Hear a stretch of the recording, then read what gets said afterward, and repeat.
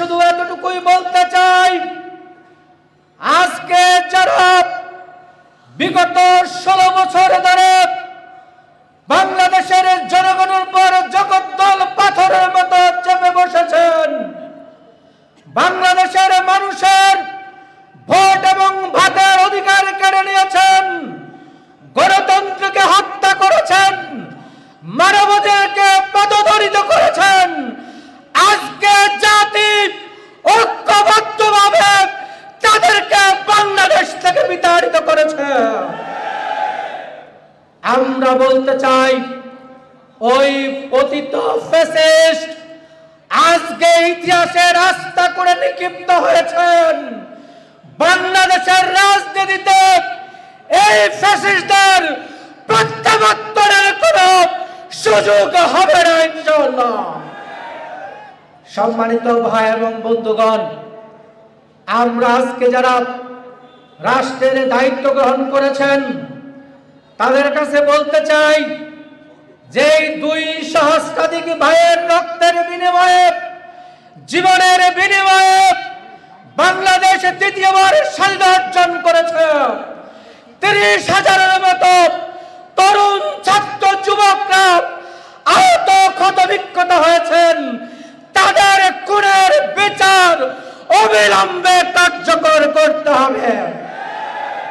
আজকে বাংলাদেশের 18 কোটি জনতার দাবি, যারা আমার মায়ের বুককে খালি করেছেন, যারা আমার বাবার সন্তানকে নির্বিচারে গুলি করে হত্যা করেছেন, যারা গণহত্যার মধ্য দিয়ে বাংলাদেশে খুনের কালো ইতিহাস রচনা করেছেন, তাদের বিচার কার্যকর করার মধ্য দিয়ে আগস্ট বিপ্লবের যারা রক্ত দিয়েছেন, যারা জীবন দিয়েছেন, তাদের খুনের মূল্যায়ন করতে হবে। আজকে অনেকেই নির্বাচনের মাধ্যমে আবার ক্ষমতায় আসার তারা চিন্তা করছেন। তাদের কার্যক্রম পুরানো ফ্যাসিস্ট পতিত স্বৈরাচারের কার্যক্রমের পুনরাবৃত্তি হচ্ছে, চাঁদাবাজি হচ্ছে, মাস্তানি, টেন্ডারবাজি, বিভিন্ন স্থান দখল করছেন। আমরা বলতে চাই, আমাদের আবু সাইদ, মুগ্ধ, ফয়াজ, ফারহান তারা কি এক ফ্যাসিস্টের পরিবর্তে আরেক ফ্যাসিস্টের কার্যক্রম পরিচালনা করার জন্য জীবন দিয়েছেন? না। যদি আপনারা ওই পথ থেকে ফিরে না আসেন, জনগণের কল্যাণের জন্য রাজনীতি না করেন, জনগণের সেবক হিসেবে ভূমিকা পালন করতে না পারেন, জেনে রাখবেন আপনাদের পরিণতি ওই ফ্যাসিস্টদের চাইতো ভয়াবহ পরিণতির মুখোমুখি হতে হবে।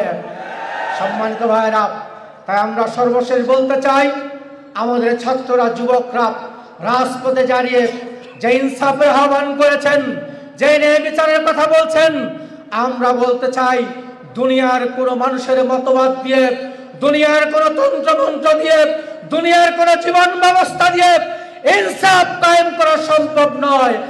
আল্লাহর আইন, সৎ লোকের শাসন প্রতিষ্ঠা ব্যতীত ইনসাফ কায়েম করা সম্ভব নয়। বাংলাদেশ জামাত ইসলামী সেই আল্লাহর আইন এবং সৎ লোকের শাসন কায়েমের মাধ্যমেই আমাদের প্রিয় জন্মভূমিকে ইনসাফের বাংলাদেশে পরিণত করতে চায়।